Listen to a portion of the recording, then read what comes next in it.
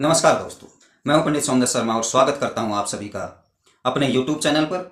दोस्तों, शास्त्रों में लिखा है कि देवता जिसको लोग भगवान कहते हैं उसका भी पितर है, वह भी अपने पितृ देवता को मानता है। शास्त्रों में जो कहा गया है, जिसे कह देते हैं कि गीता में लिखा है कि आप पितृ को पूजोगे तो पितृलोक में जाओगे, देवताओं को पूजोगे तो देवता लोक में जाओगे। भैया, पृथ्वी लोक को छोड़ करके, इसे मृत्यु लोक कहते हैं, इसे छोड़ करके जो भी लोक हैं वे देवलोक हैं।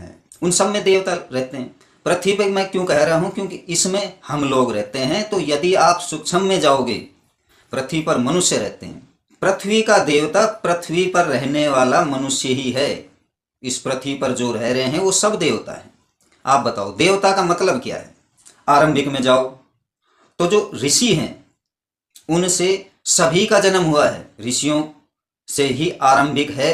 और सभी जो देवता हैं वह ऋषियों की संतान हैं। देवता भी पृथ्वी पर जन्म लेने के लिए तपस्या करते हैं।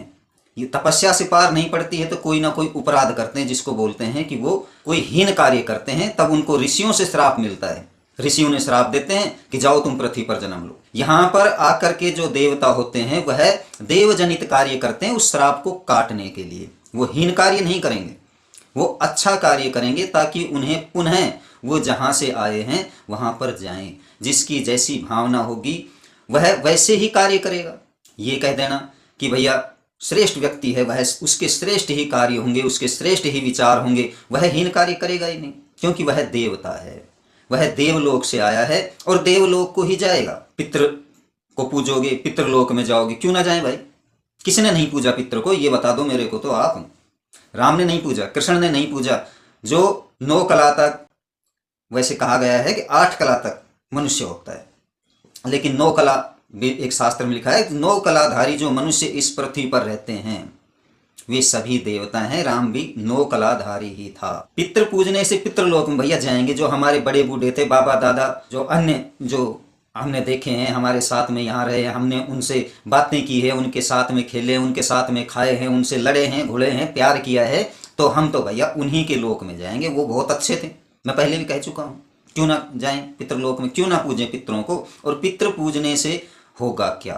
शास्त्रों में लिखा है कि पितृ को यदि पूजोगे तो उन्नति करोगे। पितृ देवता घर का सबसे बड़ा देवता है। यदि उसको आप नहीं मान रहे हो तो यदि वह देव पितृ है, देवता पितृ है, उसकी प्रवृत्ति है भैया, तब तक तो आपके कुछ नहीं होगा। और जो जन्मा है उसकी मृत्यु निश्चित है। तो जो पितृ देवता है वह भी मोक्ष को प्राप्त होता है। पदवी है, पोस्ट है ये। जैसे ही उसका समय खत्म होगा दूसरा पितर आकर बैठ जाएगा, और उसकी क्या पता मानसिक प्रवृत्ति कैसी हो, वह छोएला पितर हो, गुस्सा वाला हो, और जैसे उसको नहीं मानोगे वो तुम्हें सीधा गर्दन पकड़ेगा। क्यों नहीं मान रहा भाई मेरे को? बताओ। मैं सबसे बड़ा अधिकारी हूं घर का, यदि मेरे को नहीं माना तो मैं तुम्हें खतरे में ले लूंगा, ऐसा पितृ संहिता कहती है।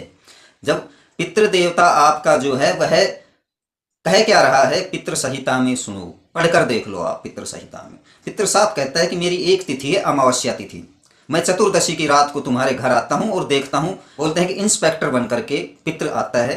पितृ जो है वह खुड़ नहीं चलता है, गेट से बिल्कुल नहीं आएगा। वो गेट से आपको घंटी नहीं बजाएगा, आपकी जो डोर बेल है उसको बजाएगा और आपके टिंग टोंग की आवाज़ आएगी। आप खड़े होंगे, कौन है भैया? कि मैं पितृ देवता हूँ भैया आपका। ऐसा नहीं है दोस्तों। सत्येंद्र शास्त्री हैं, उन्होंने बहुत ही देसी भाषा में कहा है, लीक लीक गाड़ी चले, लीक ही चले कपूत, और लीक छोड़ तीनों चले शायर सिंह सपूत। पितृ को सपूत कहा गया है देसी भाषा के अंदर। उसको घर में आने के लिए गेट की आवश्यकता नहीं है।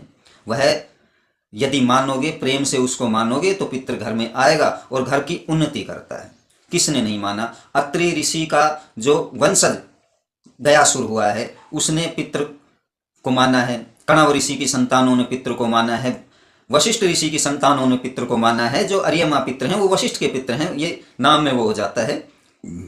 7 प्रकार के पितृ बताए गए हैं और सप्त ऋषियों की ही संतानें पृथ्वी पर निवास करती हैं और सभी पितरों को मानती हैं। मेरा आपको सुझाव है कि अपने पितृ को पूजिए।